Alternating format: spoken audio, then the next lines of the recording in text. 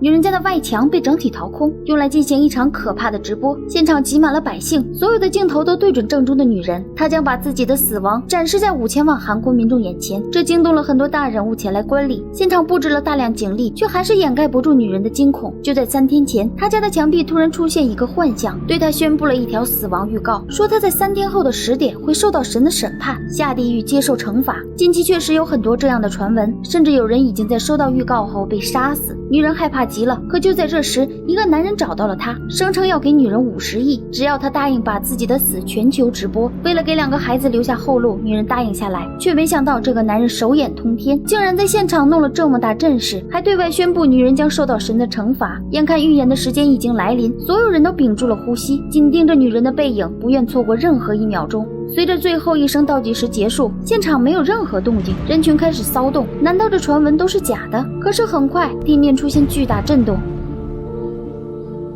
，3个黑色的怪物凭空出现，朝女人直奔过去。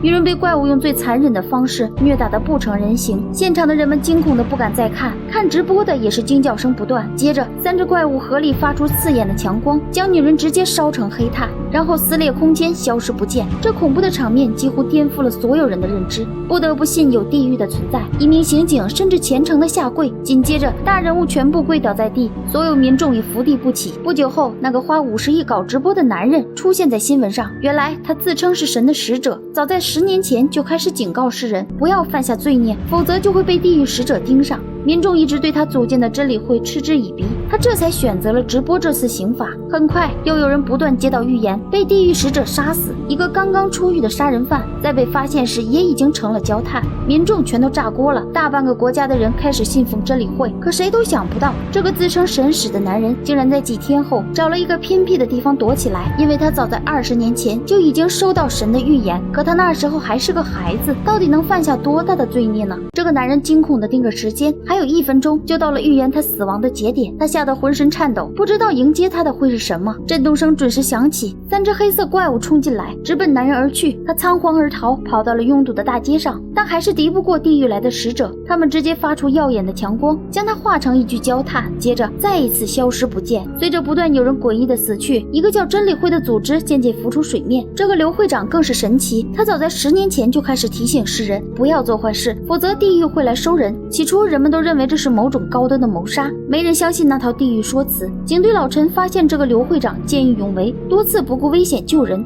在网络上也是大红人。不久之后，老陈接到通知，一个女人也收到了来自地狱的死亡预告，宣称在3天后的10点钟会被杀死。刘会长也闻讯赶到，他要给女人50个亿，让女人把自己的死亡向全球做直播。女人看着自己的2个孩子，她虽然害怕的浑身颤抖，但还是在律师的帮助下答应了这件事。刘会长甚至还问他，你有2个没父亲的孩子，你到底是犯了什么罪？女人却只顾哭泣，没有说话。就这样，在众目睽睽下，女人被地狱来的使者杀死，烧成了一具焦炭。刘会长一举成名，大半个国家的人都开始信奉他，所有人都相信了真理会的教义，那就是罪人才会收到死亡预告，神灵是在净化这个世界。但刘会长却根本没有闲下来，而是找来了老陈警官的女儿，将她带到了一个刚出狱的杀人犯面前。原来老陈的妻子就是被这个酒鬼残忍杀害的，但只判了6年就被放了出来，依旧潇洒的活着。可老陈和女儿却沉浸在悲伤中走不出去。女儿看到这个人，恨意不断涌出，直接拿着电击器将他电晕，再由刘会长将他亲手推进了焚烧炉，打开了焚烧开关。看着炉子里跳跃的火焰和人，女孩露出了痛苦又痛快的笑容。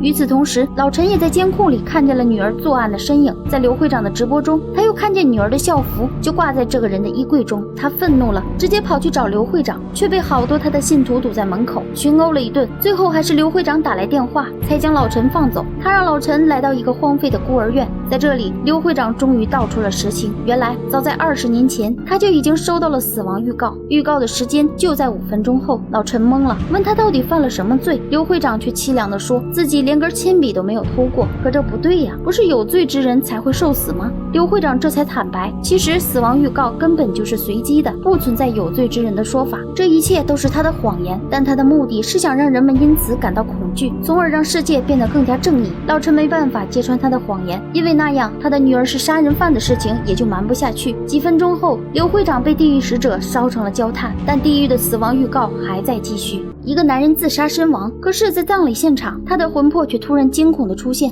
，3只巨大的怪物抓住他，将他按在地上摩擦。原来他在自杀前几天就收到了来自地狱的死亡预言，说他3天后会被地狱使者杀死。男人害怕受到痛苦的折磨，就选择了提前1天自杀，却没有想到就算这样，地狱使者也照样准时翻出他的魂魄，该遭的罪一样都没有少。而这位新上任的真理教教主更是专门开拓出一间演播室，专门让收到死亡预告的人来到这里进行死亡直播。在预言的时间快到时，摄像机就对准舞台上的男人，教主亲自上去审问他犯下的罪行，但男人坚持自己没有犯罪。可台下冷漠旁观的人们谁会信他，只是眼睁睁看着他被地狱使者杀死。教主甚至还非常兴奋，如今的真理会已经成了庞然大物，人们对他的教义深信不疑。也正因如此，他们开始变本加厉，一些加入真理会的年轻人打着惩恶扬善的幌子，开始对死去的家属进行恶意报复。好多人在收到死亡预言后，选择独自寻找安静的角落，不希望被真理会发现，生怕因此连累到活着的家人。但他们手眼通天，通过大数据总是能查到隐瞒预言的人。而这个老实的男人很幸运，他在收到死亡预言后没有被真理会发现。他独自来到一个荒废的鱼塘，被地狱使者用强光烧死后，被扔到了河岸上。可就在这时，有一辆汽车赶到，他们将男人的尸体收拾好，抹掉一切痕迹。原来这个女人曾是一位律师，就是因为反对真理会做这种不人道的直播，被一群人围殴，扔在了乱葬岗。但幸运的是，她活了下来。如今她专门成立了反真理会组织，她会赶在真理会之前清理这些被地狱收割的尸体，不让真理会进行直播宣扬。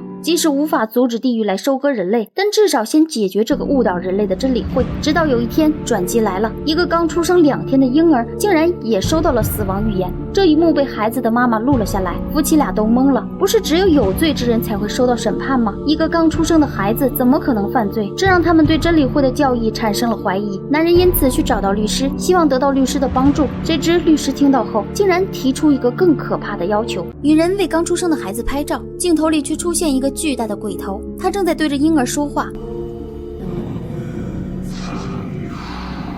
女人完全懵了，地狱是不是疯了？刚来到世界的婴儿就要招回去。她着急地上网查着真理会发布的资料，明明写着有罪之人才会被地狱盯上，但是婴儿怎么可能有罪？丈夫看着自己的孩子，心里更加对真理会的教义产生怀疑。可是第2天，真理会的人还是查到了端倪，将女人和孩子控制了起来。而另一边，女人的丈夫也找到了反真理会组织，寻求他们的帮助。他们费了很大力气，才将女人和孩子救出真理会。他们决定再做一场直播，让所有的民众看到死亡预言是随机的，而不是像真理会所说的有罪之人才会受罚。可是真理会的人面对谎言要被揭穿，怎么可能罢手？他们追到了几人的藏身处，打断他们直播的进程。女人抱着婴儿独自跑了出来，眼看预言的时间就快到了，看着四周围着看热闹的民众，女人走到广场中间，想让其他人帮忙直播出去。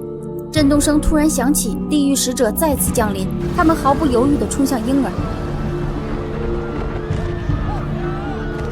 作为母亲，她无法看着孩子死在眼前。扑空的使者震怒，他们开始追击女人和孩子。丈夫赶过来，拿着凳子反抗使者，可砸在身上却毫无反应。女律师也及时赶到，拼命地朝着地狱使者攻击，但一下就被砸飞了老远，倒地不起。丈夫眼见无法阻止，索性将妻子和孩子抱在怀里，用绳子将他们缠在一起，大不了3口人一起去死。在地狱使者的强烈高温下，夫妻2人全部化成了焦炭，到死还保持着拥抱的姿势。就在这时，一声啼哭传了出来，那个婴儿正在父母的怀里哭泣，他竟然活了下来。一位真理会的成员看到这一幕，内心的信仰全部崩塌了。他疯狂地想要杀掉婴儿，可地狱使者再次出现，将这个成员也直接带下了地狱。律师站起身，将婴儿抱起来，离开了这里。真理会的人赶来阻止，但民众已经不允许他们横行霸道。短剧的最后，那个最初被烧死的女人，她的家被真理会做成了展览馆，她的焦炭尸体一直陈列在那里。可是这个夜里，尸体突然颤动起来，不断诡异的扭动。没过多久，她竟然活了过来。